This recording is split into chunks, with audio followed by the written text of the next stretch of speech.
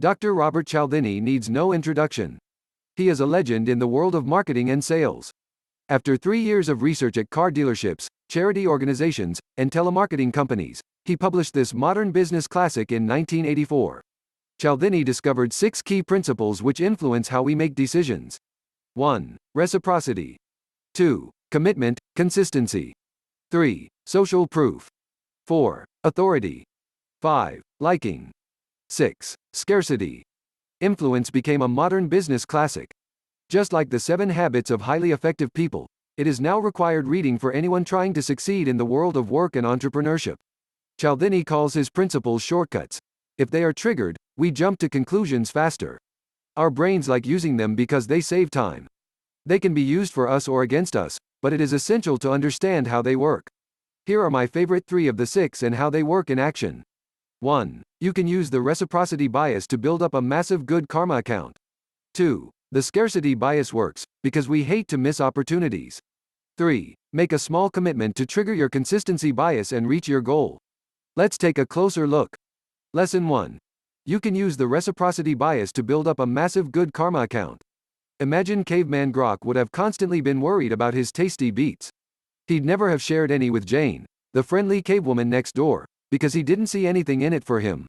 Subsequently, she would have never returned the favor with a late-night cave dinner, and neither you, nor I, nor any of us would be here. So why did Grok share his beets with Jane? Reciprocity. He knew that if he gave her food, she would owe him one. Even though the reciprocity bias is one of the foundational reasons why we're alive, today it's often used against us.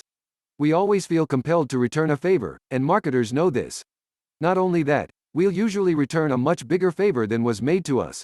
Consider this study from Cornell University in 1971, where researcher Joe brought some of the participants a 10-cent bottle of Coke, Good Times. When asked to buy raffle tickets from Joe shortly afterwards, the people who owed Joe one bought 50 cents worth of tickets. This is not only 5 times as much as the price of the Coke, but also twice as much money spent on tickets as in the scenarios where Joe didn't bring people the Coke beforehand. It's the same trick the Hare Krishnas have been using for decades by giving people flowers, and marketers often abuse it. However, you can also flip this around. Instead of trying to guilt people into reciprocity, why not just do good things without being asked to either way? Go out of your way to help other people and you'll naturally build up a massive good karma account. No tricks needed. Lesson 2. Because we hate to miss opportunities, scarcity makes us act. Don't you hate missing out on a good deal? I know I've beaten myself up over a few AppSumo deals because I didn't act fast enough.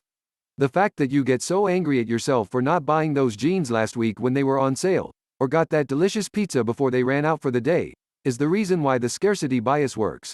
We beat ourselves up a lot for missing opportunities. Regret is a powerful feeling. People who were told of a limited time meat sale bought 3 times as much, even more when they learned that only they knew about the sale. It makes me sad to see all this fake scarcity around the web now, where marketers peddle digital products with countdowns, limited edition labels and deadlines, as if they're rare metals or oil. So pay attention the next time you sign up for an email list and are offered a 2-day only deal shortly afterwards. Unsubscribe and resubscribe, and the loop starts all over again. The scarcity bias is one of the most widely abused ones, so try to spot it wherever you can. Lesson 3. When you make a small commitment, it triggers your consistency bias and helps you reach your goal. Imagine you're chilling on your towel at the beach, when suddenly, someone steals the radio of the person next to you, while they're away. What would you do? If you're honest, probably nothing, like 4 out of 5 people do. Now imagine for a second that before leaving, your towel neighbor had asked you to watch her things. Would you just let the thief get away?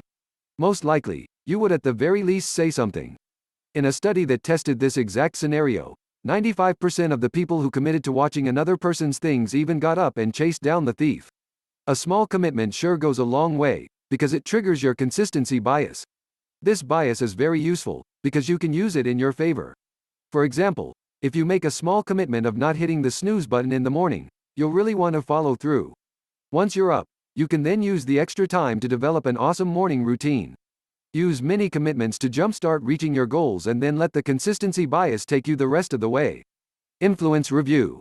Whether you're trying to avoid being influenced, looking for ways to trick yourself into building better habits, or have a good message to spread across the world, influence will help you get there. Thanks to this summary alone, I've avoided many stupid purchases and built better relationships. It lists all the biases with examples, and is more than enough to get started. I suggest you also watch this speed drawing video, which gives even more context. I haven't read the book myself, but it's on the list, as I expect many more good examples, which will help remember all the biases. 2 big thumbs up. Who would I recommend the influence summary to? The 15-year-old high school student, who just discovered online shopping, the 43-year-old manager, who struggles with getting his team at the office on the same page about things, and anyone who can't seem to pick up a new habit.